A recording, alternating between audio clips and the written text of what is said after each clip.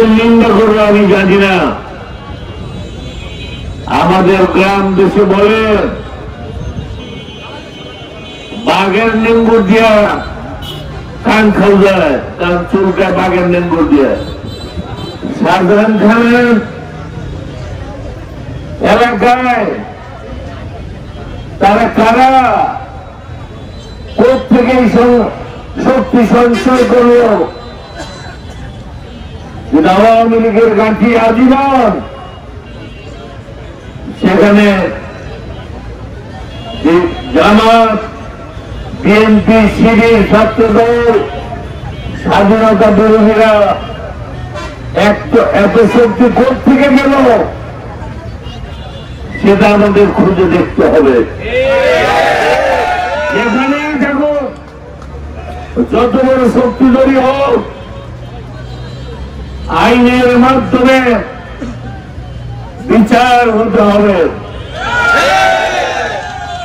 আপনারা কয়েকদিন আগে দেখেছেন এই আন্দোলন চলাকাল, এক সপ্তাহ আগে সংযুক্ত আরব আমিরাতে ৬০ জনের মতো বাঙালি মিছিল করেছিল। ২৪ ঘন্টার মধ্যে তাদেরকে শাস্তি দিয়েছে, কারো যাবজ্জীবন, কারো ১২ বছর, কারো ৬ বছর, ১০ বছর।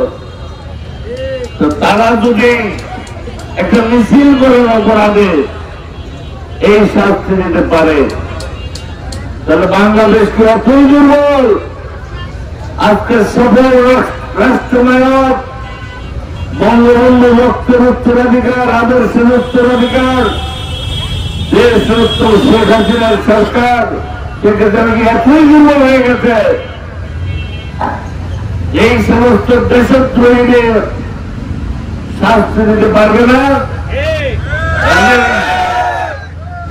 আমরা দাবি করব বিশেষ আদালতের সামারি কোর্টে বা কেন্দ্রীয় আদালতে তাদের দ্রুত বিচার করে দৃষ্টান্তমূলক শাস্তি দিতে হবে। যে হাতে এই আগুন লাগিয়েছে মুক্তিযুদ্ধ কমপ্লেক্সে, সে আগুন, সেই হাত শুধু ডেঙ্গে ঘুরিয়ে দিলেই হবে না,